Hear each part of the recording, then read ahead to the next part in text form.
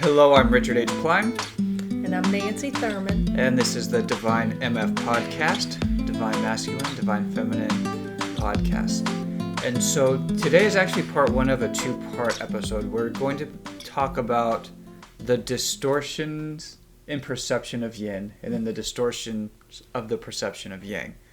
So distortion of yin, and then kind of redirecting that. And then the distortions of yang next week and re-supporting that. Yes. All right. So, why don't you start us off? I think really the first thing that you have to think of, yin is not a doormat. Right. Yin is not passive. And also yin always does have a little tiny bit of yang in it. Right. So that's what balanced is it's actually balanced with a little yang. And that's what this particular discussion is about, is how you have to apply certain concepts to being yin if you want to present yourself as yin and embody that yin essence. Okay, so is it that neglecting or forgetting about that little bit of yang, is that what causes the doormat, submissive, all the kind of negative connotations we have around being, most people will call it being feminine, but just the yin energy being not preferred. Right. That is. Yes, that's actually, that is probably the best descriptor, is forgetting and allowing some conditioning to take over. So we're taught in society to, act certain ways as a feminine type, as a masculine type, of course. Right. And there are conditionings that we've been passed down from our families, or from, we've just learned it out in the streets. So yeah, absolutely. It has to do with forgetting consciously who you want to be.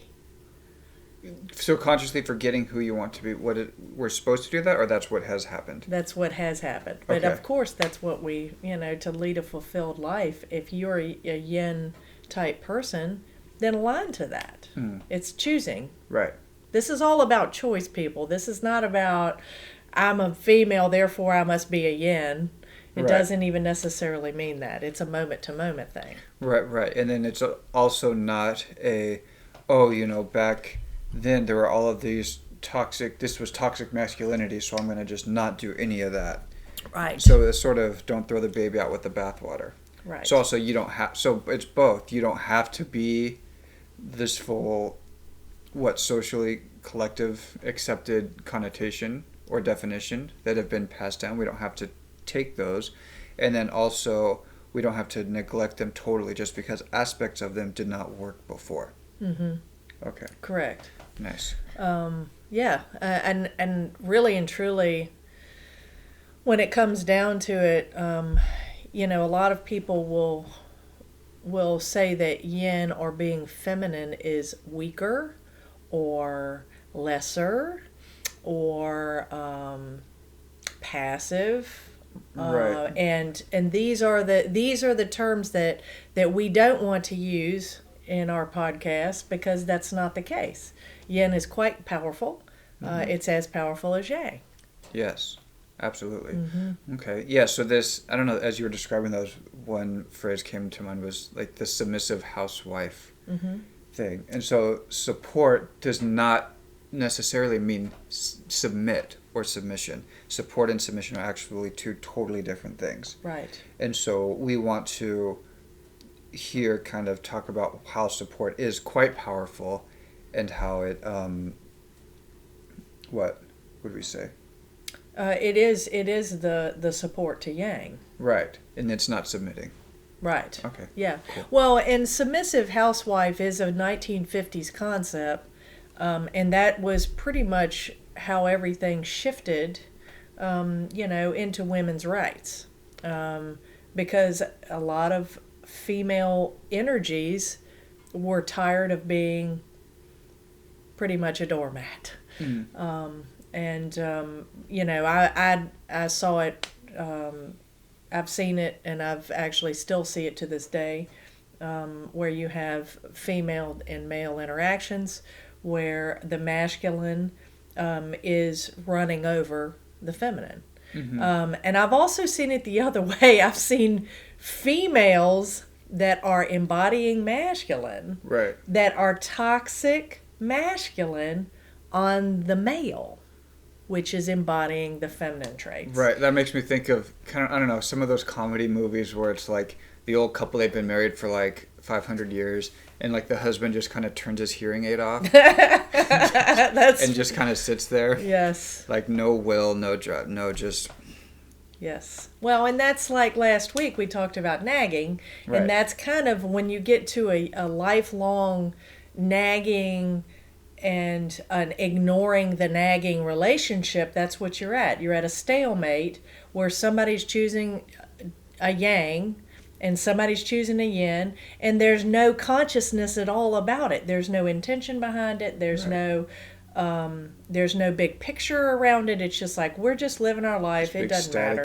Yes, yeah, static.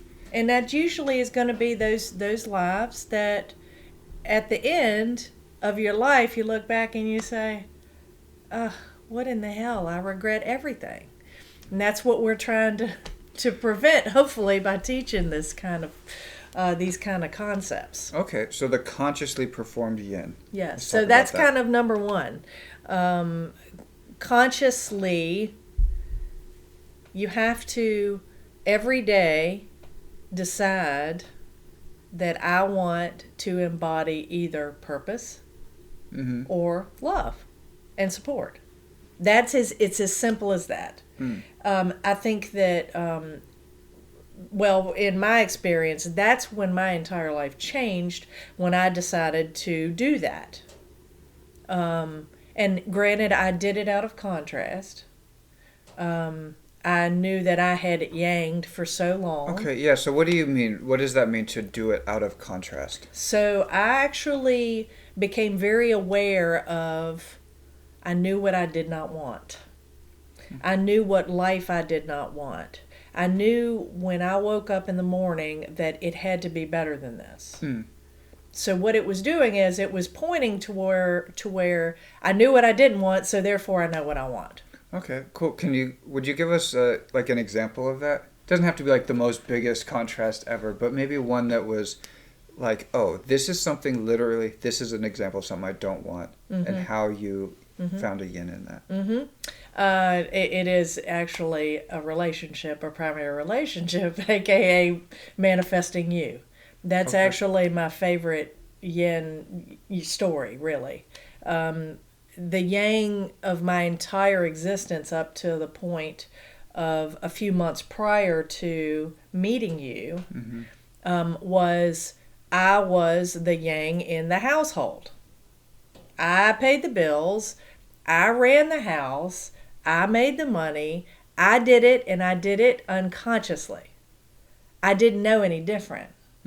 But I knew something was off. And I kept on going, gosh, I'm in my 40s now. This is not right. This should be better. And then a lot of self-inquiry, a lot of really getting down and dirty with where I was coming from. And then one day it dawned on me, I've been yanging. And I've been yanging my whole life. Pretty much from my probably about 10 years old or so. Right. Is when I started doing intentional purpose, because I had a lot of unhealed things as a kid, a lot of trust issues as a kid, so I had to control everything. So that being said, once I realized that, I let go. I of course, I still pay the bills and all that stuff, but I approached it differently. Right. I started looking at what was my my thought processes, my feelings, my what's making me trying to control this. Right. And every time I caught myself trying to control a situation of any kind, I said, the bills will get paid. the relationship will come around. Mm-hmm. The new relationship will come around. It was like a faith piece. I knew that the yang was not working, therefore the yin had to work. Mm. Because I'm a yin essence. Right. And I just didn't even know it until it was probably last summer, I guess. Right, right. Yeah, about 3 or 4 months before we met. Okay, nice. Mm-hmm. So let's talk a little bit, let's kind of go a little bit further with this, because so you began to yin consciously, Mm-hmm. to let go and to surrender and to trust. Yes. Okay, and then so through enough work, sort of old relationships and old ways of being sort of dispersed, and then a new way came, and then I came in and we began a relationship. Mm-hmm. Now, I did not come in as a knight in shining armor and, oh, hey, baby, I got all the bills and I got all the everything. No. That's not like the dynamic that's set. However, we still are consciously yanging and yinning. So, and then there's a fluidity to that a little bit. Right. So talk about that. Because it's not necessarily, oh, I just gave up and got a knight in shining armor, Right. kabajillionaire. Right. So what, yeah. Yeah, I guess this is the best term to use this. Pick your battles. Oh, okay. So, yeah, there are times when you once you become very conscious, and this is the beauty of a conscious relationship, Mm-hmm. and I'm sure you'll agree with me on this. That's me yanging you for a sec. But when you're in a conscious relationship, you're reading constantly the Yes. energies. Mm-hmm. I do agree. Yeah. And that's kind of, you and I both had done previous work with our own yin and yangs prior to meeting. And we both were consciously aware of what each other were presenting at pretty much every moment. Whether it was Zoom calls or in person, it didn't matter. Right. Or even when we weren't talking, Sure. we knew what was going on with each other. Yes. Yes. Case in point, just a quick example. I remember, so I was in LA still. Nancy was here. We're in Virginia currently. And we were beginning Shared Heart Journeys. And so I was building a website and starting to just doing computer work. And I just was thinking, oh man, we need a logo. Like I need to put a logo here. So I thought, okay, I'll make a logo. And then I went to bed, and the next morning I had emails, and Nancy was like, here, how do you like this for a logo? I didn't text her, didn't say a single word about logo whatsoever. It was literally just, okay, we need that. And then I woke up to my partner having it pretty much set. So that's an example of not necessarily needing to be together. But I think also it is just kind of using a fundamental definition of yang and yin, will for yang, support for the yin, that it doesn't have to look a conventional way or a certain way. There are a lot of nuances to that. Yeah. It's you tune in to what needs to be done in the moment almost. It's a very and that's the little tiny 5% yang piece of the yin, is where you're intentionally and consciously tuning in with the intent of the dynamic causing more life purpose, energy, synergy. What you're doing is you're actually doing this to grow as a couple. Right. Or as a business partner, or whatever the case may be. It's a tuning in. What needs to be done, and yes, you have to read the other person. You have to use some of your intuitive skills, and that actually is a piece of also yin, is intuition, Right. as opposed to brain. Heart and gut, both very very yin qualities. If you're going to follow your heart, follow your gut. Yes. And so I'd say kind of a nice starting point with developing intuition. And the Yangers, intuition is a huge part too. It's not just this, my feminine intuition. Both need to be tuned into each other. And so one nice fundamental way, I think, to begin that would be something like when there's a, not knowing what's next, or some kind of a stalemate, or some kind of challenge, not necessarily with each other, but just, how are we going to manage this? That the answer is in the other partner's eyes, in your partner's eyes. So to tune into there, and then the answer will come through. Even if it comes as your partner asking you in a new way, the answer will arise. Or maybe your partner simply does have the answer. So by first thinking, rather than how am I going to do this, to just, hey, look to the other one for the answer. Openly, with an open heart. Not like this, hey, yo, what's it going to be? Yeah. But hey, yo, like what could this be here? Yes. So tell me, how do you know when you're using, I'll say in an aligned way, that 5% yang, or that small percent of yang? How do you know when you've overhit it and are yanging and not just still being yin? What's that metric that like? fine tuning? Yeah. Truthfully, how I'm doing it with you is I'm reading you. So I'm actually using an external stimuli to navigate. But also too, I can tell it because you're a reflection of what's going on inside of me. Right. So let's say, for instance, and actually it has happened here even in the last week, where I've actually yanged, and I can literally see your energy go. It's like a stiffening all of a sudden, because I've just essentially challenged your yang. Yes. And it's your energy stiffens. That's the best way to describe it. The flow stopped. Right. Okay. So I'm thinking of one that happened. So let's talk about breakfast the other day. Yes. So I said, okay, I'll do breakfast. Yes. And I took out some eggs, and I took out spinach, and I took out the stuff, and I was like, yeah, let's make a bomb ass omelet. And I think as soon as I took out the spinach, it was like, oh, another big heavy omelet. And I mean, now I'd say that's probably, you'd wanted something lighter a little bit. So you said something to the effect of, hey, how about some arugula? Yes. Like, let's use arugula. And I had an instant of like, well, yeah, I said I'm doing the breakfast. Okay. And then, so my response in the moment was, okay, so let's use the arugula. And that sort of redirected me. So I said, okay, so now how am I going to make a breakfast with egg and arugula? And so I kind of, on the fly, with ingredients out, and the prep kind of already started, I'm like rethinking what we can do for breakfast. But what I did, if you noticed, is I pulled back, because I realized I had yanged. Right.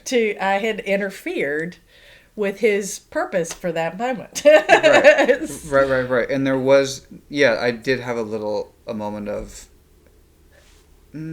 okay, what, just kind of reassessing, almost not short-circuiting, but kind of a little like, wait, well, okay. And, I think in retrospect now, it could have been to stop altogether, and I could have said, what is underneath this? That's loosely what happened, but kind of piece by piece. But I think I could have had a bit more of an overview and said, okay, so what is at the root of her wanting arugula? Is it that she actually does want to cook right now? Like, that's something that she wants to do? Is it that just... I did. Yeah. And I really did. No, I think it was that, hey, let's not have a big, huge breakfast. Let's have something light so we could have a productive day, an active day. But it could have been several things. And so I ended up just kind of foraging through on the little scavenger hunt in my mind of what's the direction. But I could have just stepped all the way back and just asked directly, okay, what's at the root of this? Yes. If I was really not finding the thing, rather than blowing up and being all like, grouch. I could have seen you doing that. Yes. And so, but I think before getting to that point, to just kind of go, okay, what is the what is the note here? What's at the root of this for us, so that I can be retuned into to a direction that's suitable for us. And actually, so that's a really nice bridge to number 2. Great. So number 1 is consciousness, Okay. being conscious of what you're choosing. Yes. Number 2 is actually infringement on somebody else's free will. And that's what I was doing. Is I in that moment, I did not have respect, truthfully, for your free will. And I yanged. Right. And that's what happened. Granted, it was a little tiny thing, but it's a beautiful learning experience for both of us. Yes, yeah, we're microscoping this. And, like, nothing happened. Like, Yes. all that happened was a nice arugula breakfast. Right. But that was literally, I think that was kind of the piece of this was I actually had a little small moment of disrespecting your free will. And what you intended for your purpose in that moment. Right. So, and then, even to the point where I think it was a little bit of conditioning on my part because, yes, I have 40-some years of yang experience, majority yang experience. So, yes, sometimes I'll try and step on somebody's toes. I admit that. And it's a beautiful learning experience for me to keep pulling back into some yin. And that's exactly what I did. And everything was beautiful. Yes.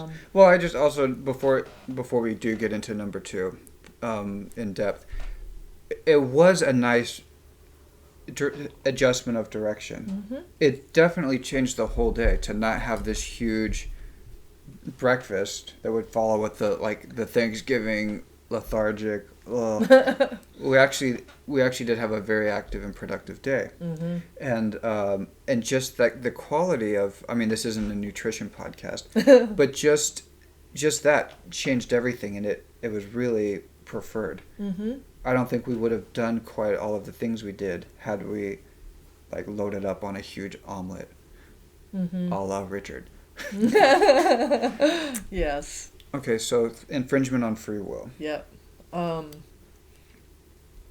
I think this is what happens most of the time. Really and truly, when someone is wants to be a yin, I think what is a lot of times happening is they're not respecting their own free will or the other person's if they're interacting. Okay. So this is probably where victim consciousness comes in. And this is probably also where people believe that they're a doormat. Right. That's what I was wondering. So if it's not to infringe, how do you not get to the doormat place of... But you're not respecting your own free will. Ah, yes. So that's the piece.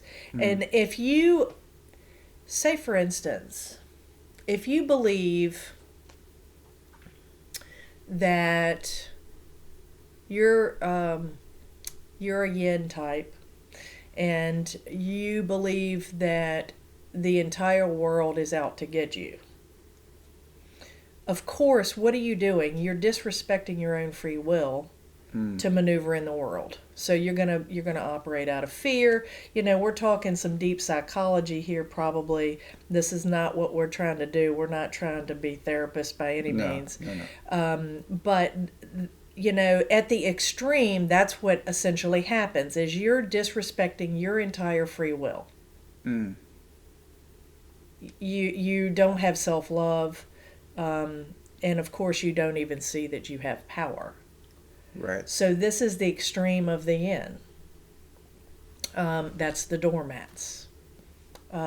Being yin does not mean you're a doormat. Being yin means that you're offering support and love and light and life to others around you.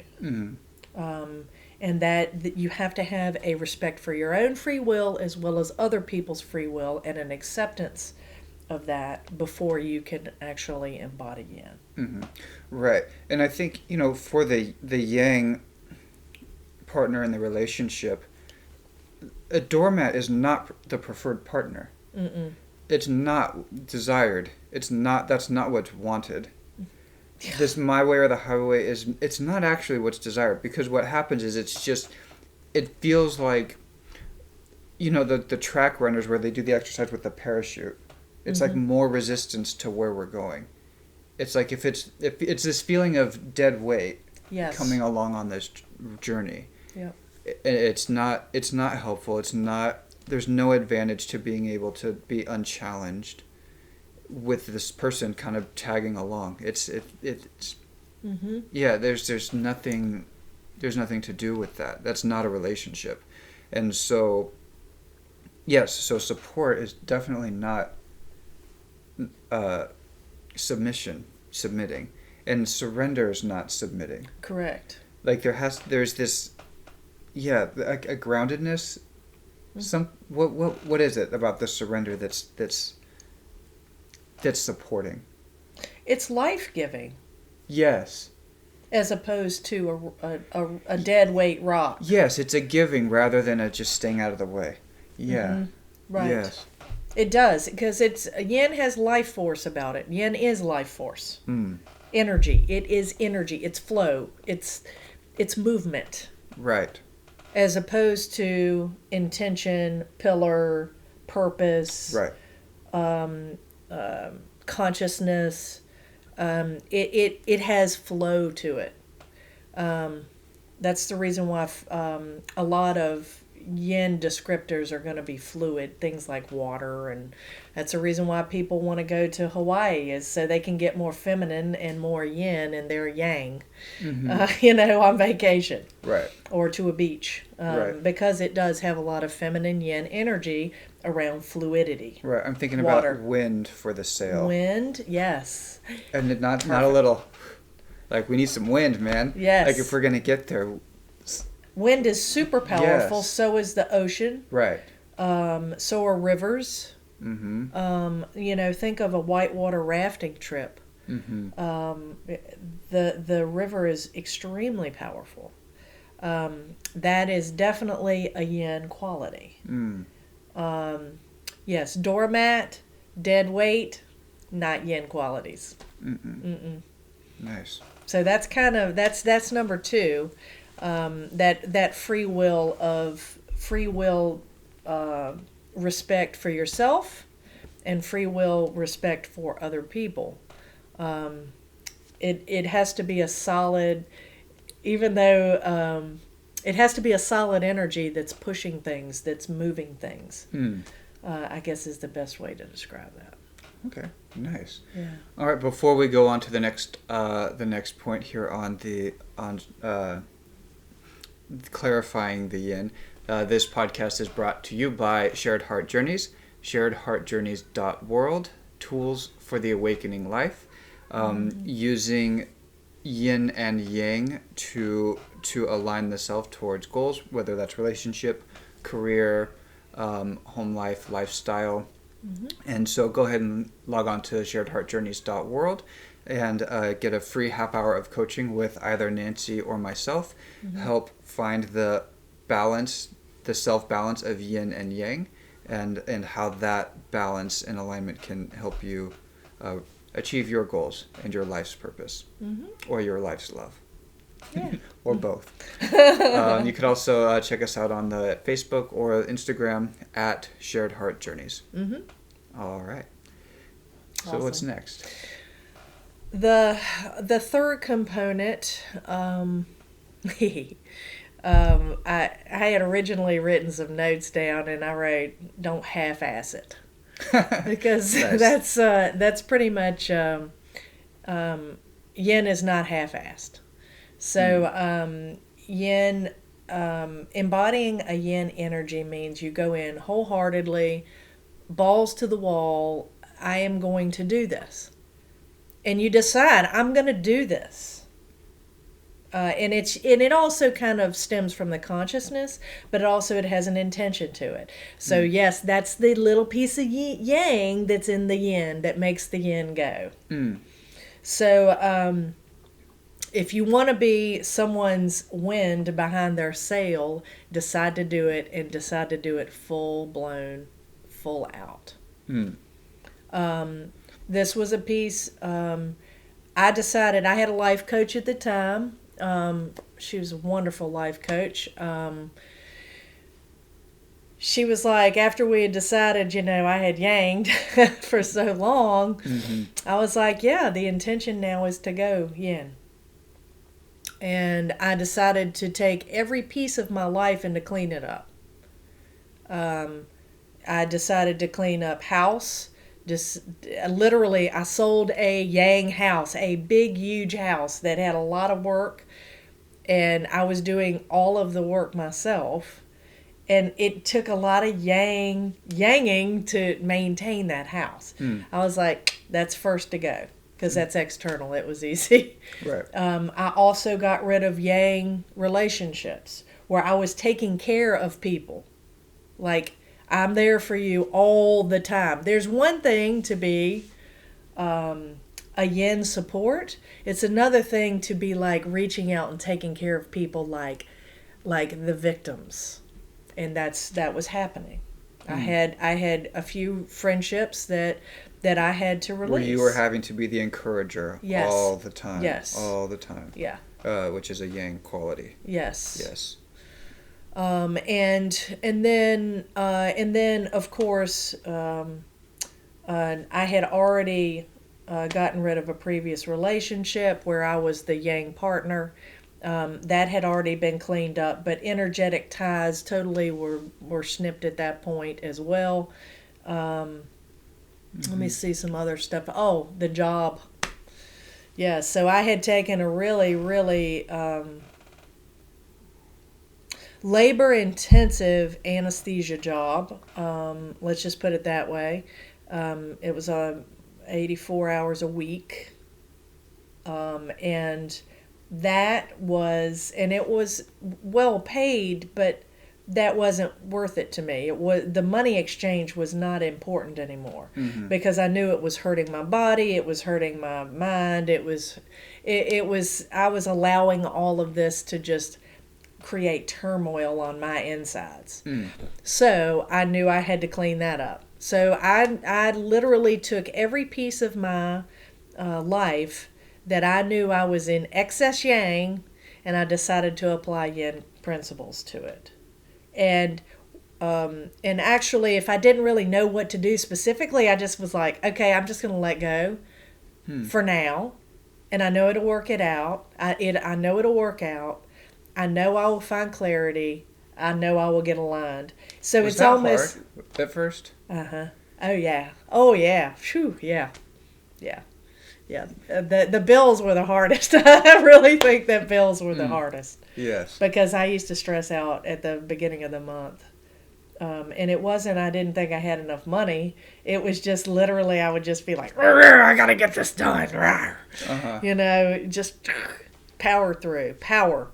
I need to power through this. Right. And so when you say don't half-ass it, that means you actually had to fully surrender to it.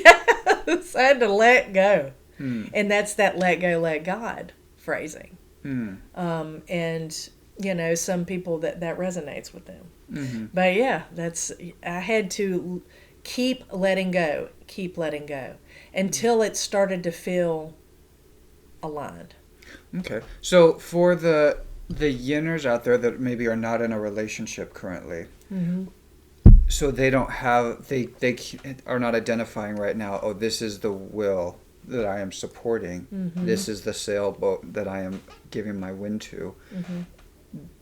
Perhaps there's a feeling of, oh, I do have to be the yang because I don't have a yang. Right. So in that instance, when you surrender, what would be the yang? What are you surrendering to? Yeah. So there's multiple different things you can surrender to. One would be God. And a faith piece, whatever that may be, higher power, source, or it could be your corporation's mission. If you love the people you work with and work for, it could be that. It could be, I'm surrendering to the flow of what's going on at work. Or I absolutely love, let's say if you are a doctor, or you're an attorney. Mm-hmm. I absolutely love helping people. Surrender to that piece where you know you're giving your gift. Mm. So what you're doing is you're letting go of trying to mind manipulate and control the situation. You're allowing your life force to go through this. So yes, you're just getting behind you're supporting yourself in this regard. So whether it's what you do for a living or what your faith is, a lot of people though do go with the faith.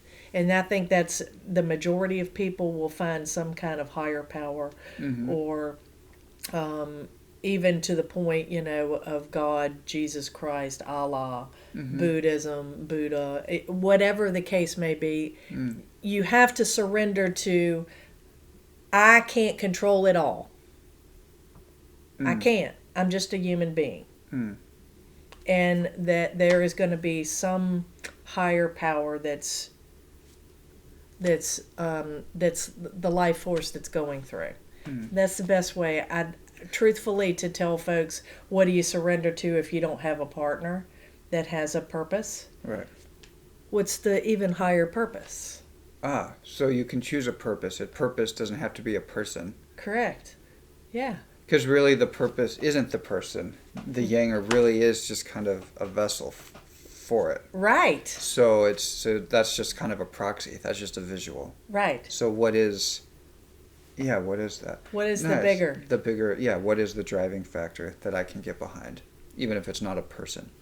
Okay. So, Yeah. well, and actually, so would you like to touch on what you and I have decided as our big purpose, our mission? Well, it is to do this, to help people identify yin and yang within themselves, to have a clear concept of it, and to embrace their divine masculinity or femininity in a new way that we as a society haven't really quite grasped yet. Uh-huh. So what is a completely holistic, balanced interaction between the yang and the yin, however that looks? How can people have a balanced yin and yang relationship? Uh-huh. And to develop a society where everyone is doing that. Uh-huh. Yes. And I totally can get behind that mission. Right. And that's exactly what we're talking about. Sure. It doesn't necessarily mean specifically I am 100% your support. Right. It's more he's a vessel of this God-driven mission. Yes. Yeah. It is. Without being too woo-woo on the podcast, it's not something I decided. Oh, I want to balance yin and yang, and this is what I'm doing. 3 months ago, probably 1 month ago, 3 weeks ago, that wasn't really. It wasn't clear that that's what it is that we were doing. Yes. It's just this sort of being guided. Mm-hmm. Yes. Mm-hmm. With like my own alignment. Like, no, that doesn't feel quite right. Yes, this, Mm-hmm. this. And it sort of developed on its own. And as your alignment grew and your purpose actually grew, my actual support actually grew. It was like my energy started going in that direction. Yes. And I'd say both of us individually and together, just this sort of, it kind of felt like this, like, oh, this is it. This is what we're doing. This is excellent for our life. This is totally it. So for the person with not in the relationship, the yin or not in the relationship, I'm just wondering, would a Princess Bride approach, is there validity to that? Where she knew her love was there, even when everyone said, no, he's dead, we killed him. She kind of still held true and was, I don't know, in the film, her heart is so clearly with him. Yes. Knowing, and she doesn't really go out to find him. No. she doesn't really. Yes, yeah. She So knows. is that valid? Yeah. Or is that not really quite the yin we're Don't talking about? quite go into Disney love. I think we need to go into unconditional love, a little Okay. bit more God's love Cool. type of thing. Nice. Let's distinguish that. Yeah, because we're not going to talk about love in that regard, in Great. that what we call 3D love, Disney love. I really feel like that we can help raise people beyond that, and get to that unconditional love where you know there are good people out there, you know there are good matches for you out there, you know. And that's that faith piece yet again. Right. You know that there is a love that, say for instance, if you have a child and you know that child is deaf and can't speak and can't respond to you whatsoever, of course you're going to unconditionally love that child, right? So you know there's an energy interaction there. So if you can see that, you know there has to be energy interaction with other people too. And there will be people out there you're going to connect with either in a primary relationship or a friendship or a colleague or even the person at the grocery store line that you see every week. That's that interaction, that unconditional love that you can rely on. Okay, so the kind of problem with the Princess Bride / Disney / 3D thing is that, so in the Princess Bride, she put all of that on a person. She did. On this other person. This is the person. The proxy. And so, right. And so rather than giving so much to a person, it is to what we were saying before. No, what is the will that the person can emulate? Right. So it doesn't need to be so tightly held to my person. Yes. But it's like this thing. And then allowing the person that does that, or for whom that is their will, that's their direction. Let them come. Yes.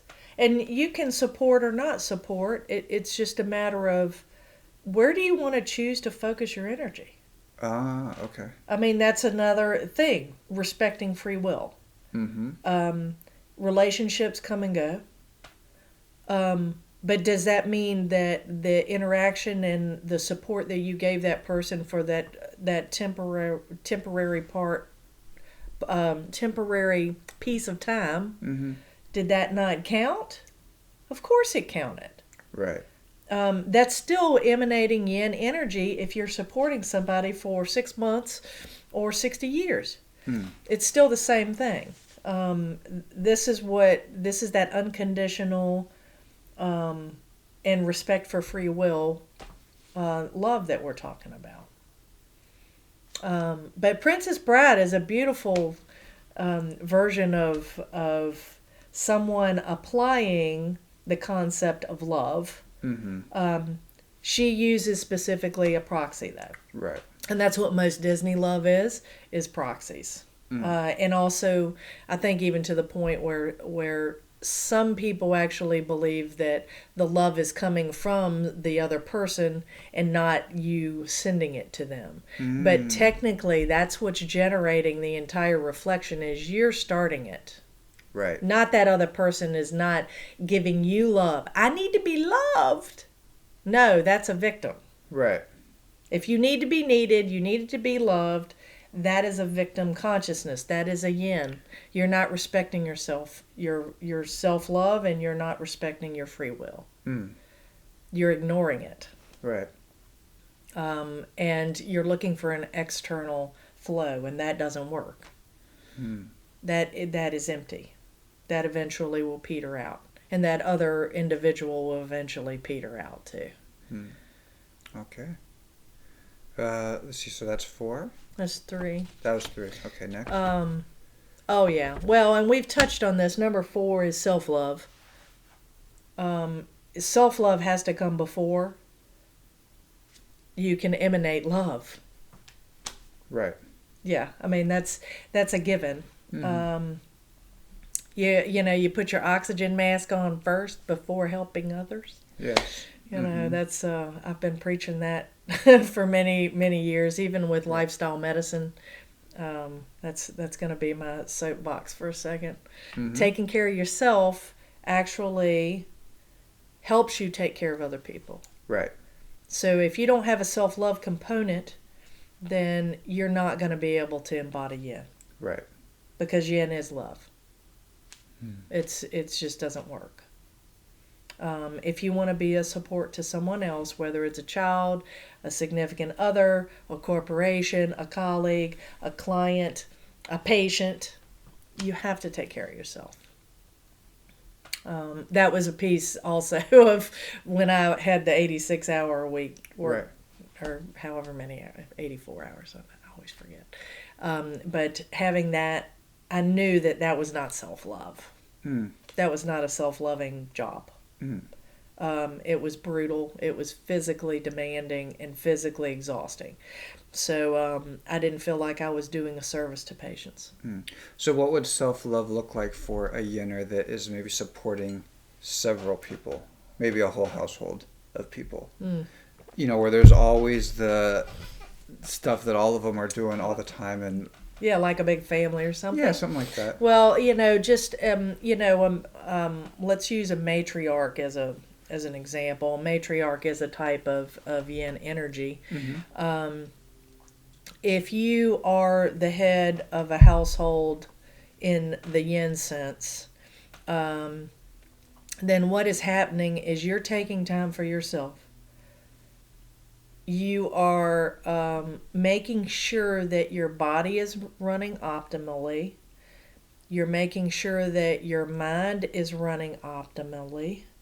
And you're also making sure your emotions are in check.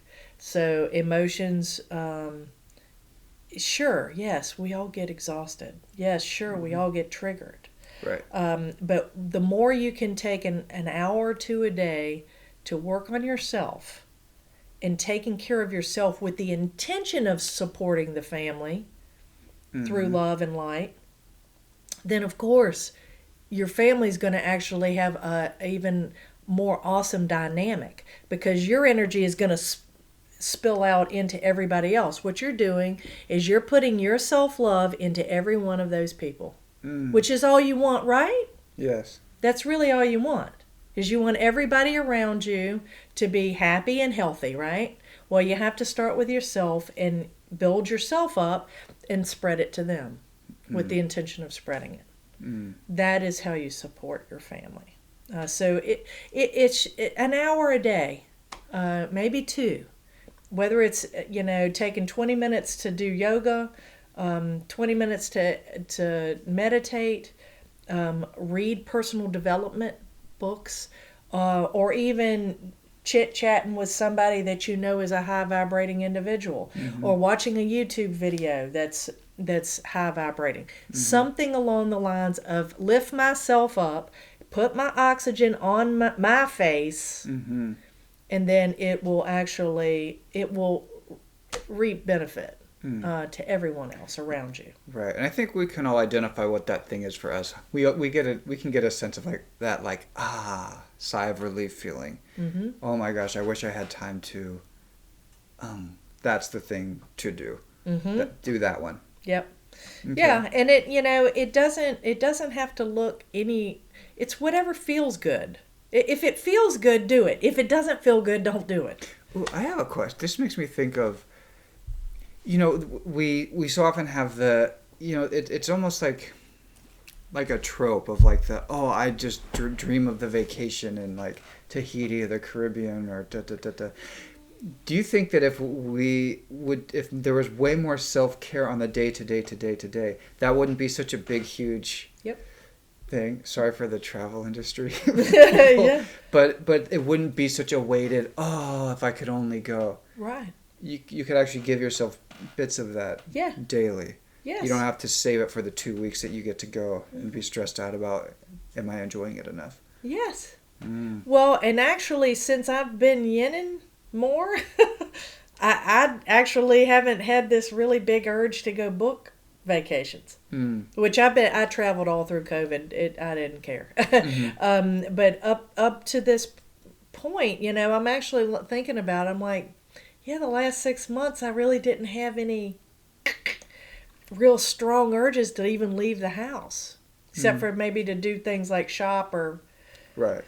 Your standard tootle around the city kind of thing. Mm-hmm. So I haven't booked any huge vacations. No Cancuns or Right. Caribbeans or even going to the beach on the East Coast. Right. So, per se. Yeah, and we're not saying to not do that. That is a beautiful thing, and hey, we should totally do that. Yes. But we will. but what we're getting at is to not put all of the reprieve into the idea of this thing. Yes. To actually give yourself the reprieve, the regeneration daily. Yes. Yeah. So that doesn't have to be such a weighted, far off, out of reach concept. Mhm. Mhm. Yeah. It's. I think that's great advice. That's fantastic. Cool. Nice. Yeah. And and as far as the fifth thing is concerned, Mm-hmm. this is this is where I came from, which was the bigger picture. So allowing and surrendering to a bigger picture. All right, that's Sylvester. Sylvester, you may see his tail. It's not a Taz attack. That's Sylvester. That's a Sylvester instead of Taz. Yeah. But the bigger picture. Okay. So you're surrendering to this is my life. This is my incarnation. How do I want it to look? You surrender to the growth, the lessons, the blessings, the entire big picture. Mm. So what you're doing is you're pulling out, this is the little yang of that, you're pulling out and looking at it from above. Is there a little piece over here that doesn't look so hot, doesn't feel aligned? Mm-hmm. I don't have trust in people. What's that? Start pulling out those pieces and examining those pieces Mm-hmm. that do not feel well, don't feel good. It's the cleanup. It's that big picture cleanup. Mm. And having that faith and having that surrender in the big picture sense. And actually like growth and love and, all of these spiritual concepts or personal development concepts too. You can take it either way. It's how you perceive it, but this is your life. This is no one else's choice. This is no one else's behaviors. This is all about you and how you want to emanate in your life. And it's a self-responsibility piece. So bigger picture is kind of like the fifth component here. Pulling out 30,000 foot view, and then choosing to do what you have to do to make your life shine. Mm. And it's you taking responsibility for the big picture. I see. Nice. You're the creator of your own life. You are the common denominator of your life. Doesn't matter if you're a yin or a yang. Nice. Mm-hmm. It's the human existence. And that's that common denominator piece was a huge wake-up call for me too. It's like, oh yeah, nobody can live my life for me. Right. Mm-hmm. Yeah. Mm-hmm. That's my job. Mm-hmm. I know. Or yours is your job. Mine is my job. Yours is your job and mine is my job. Yes. Nice. Mm-hmm. All right. Mm-hmm. Wonderful. Yeah. All right. Is that complete? Yeah, it feels pretty complete to me. I mean, kind of in summary, components for, embodying a yin essence. If you're aligned to being a yin, feminine essence. Mm-hmm. Consciously doing it. So apply consciousness. Number 2, don't half-ass it. Number 3, respecting free will of yourself and others. Number 4, making sure that there's self-love and other love, and it's all heart-centered based. And then number 5, of course, taking the big picture into account in order to live the life that you want. So, yeah, that's kind of the summary. Awesome. All right. Did you have any other things you can think of, like questions? No, it feels pretty complete. Yeah, I think we clarified yin. Yeah.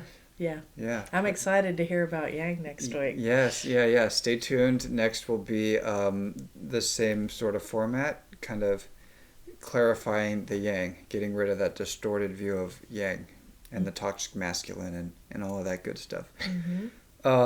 If you would like coaching from Nancy or myself, please go on to sharedheartjourneys.world, and you can go ahead and click and get a free 30-minute private coaching consult with either of us, and then we can set up a nice 12-week program to help you to fully realize your inner yin-yang balance and to apply that to achieving your will or your love in this life. Yeah. All right. Yeah. Cool. Awesome. All right. Thanks, everyone. Thank Take you. care.